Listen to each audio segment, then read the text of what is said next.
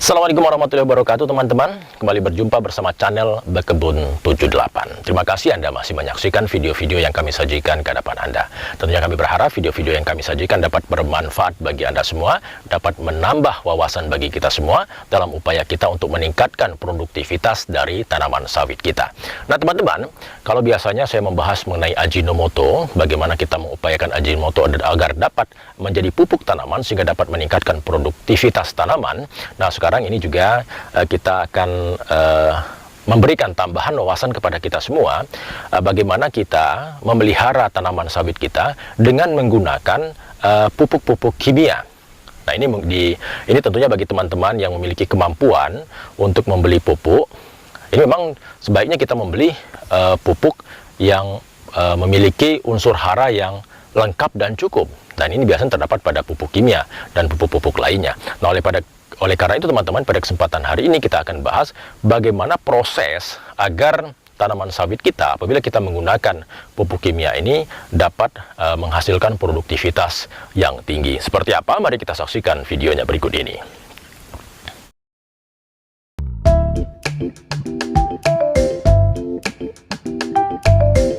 Jadi teman-teman, ini banyak juga muncul beberapa pertanyaan dari rekan-rekan ini mengenai terkait dengan bagaimana usaha kita untuk meningkatkan produktivitas tanaman sawit kita, terutama untuk meningkatkan produksi buah, kemudian menjadikan buah kita semakin bagus. Nah ini dengan menggunakan pupuk kimia.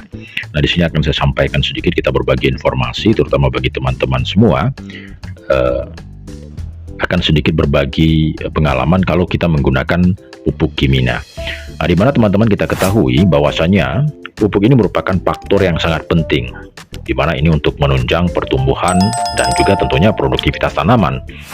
Nah, jika kita memupuk dan dosis dan takaran dalam pemupukan pada masing-masing tanaman ini tentunya berbeda-beda, tergantung jumlah nutrisi yang dibutuhkan pada tanaman. Nah, pada dasarnya teman-teman, setiap tanaman ini memerlukan perlakuan yang khusus dalam hal pemupukan. Nah, tujuan dari pemupukan itu sendiri untuk memberikan asupan makanan pada tanaman agar apa? Agar tanaman dapat tumbuh dan berkembang dengan baik. Kemudian kita juga tentunya harus memperhatikan jadwal yang tepat, di mana tentunya seperti saat ini teman-teman, terutama di daerah Provinsi Bengkulu ini saat ini sudah lama tidak turun hujan. Nah maka tentunya kita harus menahan dulu untuk melakukan pemupukan, khususnya pemupukan kimia. Karena apa? Nanti apa yang kita berikan hanya akan mubazir saja, tidak akan terserap dengan baik karena curah hujan yang sangat sedikit. Dimana apabila kita ingin melakukan pemupukan, tentunya kita harus mengetahui curah hujan di mana biasanya berada pada level 100 hingga 200 mm dalam hitungan 1 bulan.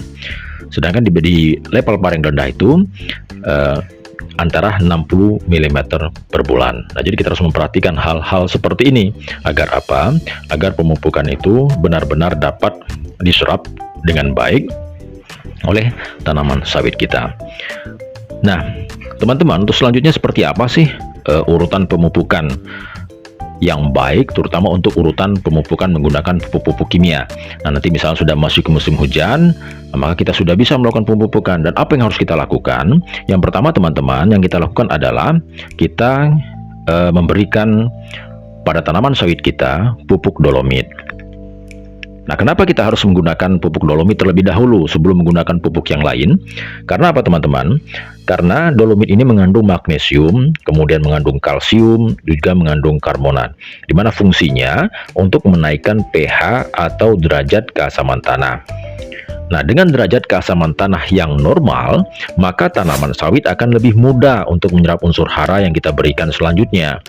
Jadi yang kita perbaiki tanahnya dulu teman-teman. Jadi kita berikan dolomit untuk memperbaiki pH atau derajat keasaman tanah. Apabila kondisi derajat keasaman tanah tadi netral, maka tanaman sawit kita akan lebih mudah menyerap unsur hara yang kita berikan selanjutnya. Tetapi misalnya apabila kita berikan pupuk urea terlebih dahulu, kemudian kita berikan KCl, tetapi sementara tanahnya masih dalam kondisi derajat keasaman yang tidak stabil, maka percuma saja pupuk yang akan kita berikan, tidak akan terserap dengan sempurna. Tetapi dengan kita berikan dolomit terlebih dahulu, maka tanah akan netral sehingga penyerapan unsur haranya akan jauh lebih baik. Selanjutnya apa yang kita berikan setelah kita melakukan pemupukan dolomit? Nah, yang selanjutnya adalah sebaiknya kita berikan adalah fosfor, di mana salah satu jenis unsur hara esensial yang sangat diperlukan tanaman sawit ini adalah unsur fosfor. Ini merupakan unsur hara makro yang dibutuhkan dalam jumlah banyak. Memang lebih sedikit di bawah unsur nitrogen dan kalium. Nah, apabila tanaman kelapa sawit ini kekurangan unsur fosfor, teman-teman, maka pertumbuhan dan produktivitas kelapa sawit ini akan terganggu dengan menunjukkan gejala-gejala gangguan kekurangan unsur fosfor tersebut. Nah, kemudian teman-teman, kandungan fosfat pada pupuk itu akan membantu menyuburkan tanah, sehingga kondisi tanah yang baik ini akan membantu merangsang pertumbuhan akar. Nah, apabila akar sudah tumbuh dengan baik dan banyak, ini tentunya akan memudahkan tanaman sawit untuk menyerap unsur hara yang terdapat di dalam tanah, teman-teman. Jadi intinya, apabila kita sudah perbaiki tanahnya, kemudian kita berikan tadi dengan kita berikan dolomit, kemudian kita berikan fosfor, ini untuk merangsang pertumbuhan akar, teman-teman. Maka akarnya sudah baik, maka dia pun akan mampu untuk menyerap unsur hara yang kita berikan selanjutnya. Dimana salah satu jenis unsur hara esensial yang sangat diperlukan oleh tanaman kelapa sawit, seperti fosfor tadi, teman-teman. Kemudian baru kita bisa berikan urea dan KCl misalnya. Nah, pupuk TSP atau fosfat ini dapat digunakan pada tanaman kelapa sawit belum menghasilkan dan tanaman kelapa sawit yang sudah menghasilkan.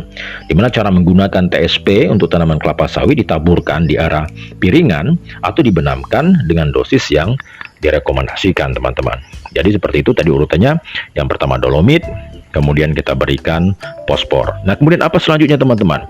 Selanjutnya adalah kita berikan pupuk urea. Dimana teman-teman, manfaat utama dari urea adalah sebagai pupuk kimia yang memasuk unsur nitrogen yang sangat dibutuhkan oleh tanaman, berbentuk butiran putih yang mudah larut dalam air dan mudah menyerap air. Maka dari itu dibutuhkan yang dibutuhkan oleh tanaman sawit. Nah, unsur nitrogen di dalam pupuk urea ini sangat bermanfaat bagi tanaman untuk pertumbuhan dan perkembangan.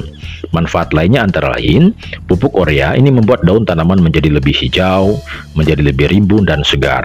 Nitrogen ini juga membantu tanaman sehingga mempunyai banyak zat hijau daun atau klorofil. Maka tanaman akan lebih mudah untuk berfotosintesis yang akan dapat menghasilkan produksi buah yang lebih baik. Nah, pohon sawit dengan usia panen 3 tahun ke atas ini rata-rata pupuk urea yang dibutuhkan adalah 2 sampai dengan 2,5 kg per pohon dalam 2 kali setahun. Nah, selanjutnya teman-teman, setelah kita berikan urea, kita berikan pupuk KCl. Di mana pupuk KCl atau kalium klorida ini merupakan pupuk buatan yang mengandung unsur hara kalium yang tinggi, yakni sekitar 60%. Dengan kandungan yang tinggi tersebut, ada beragam manfaat yang bisa diperoleh, di mana pupuk dengan unsur K2O yang bisa diberikan ke semua jenis tanah. Pupuk KCl juga berfungsi untuk meningkatkan hasil panen, meningkatkan kualitas dan mencegah kekeringan pada tanaman. Penggunaan KCl dengan takaran sebanyak 2,5 sampai dengan 3 kg untuk masing-masing tanaman diberikan sebanyak 2 kali selama 1 tahun. Pengaplikasian pupuk KCl ini sangat tepat pada tanaman telah mulai memasuki masa berbunga. Hal ini akan bisa membantu meningkatkan aktivitas pembentukan hasil biji atau buah pada tanaman. Nah, terakhir selanjutnya yang kita berikan adalah boraj. Boraj ini rata-rata biasanya kalau usia sawit 5 tahun sampai dengan 7 tahun bisa kita berikan sebanyak 7 sendok setiap pohonnya. Boleh kita letakkan langsung sebarkan atau kita berikan kepada pelepah. Jadi demikian informasi yang bisa kita berikan, teman-teman.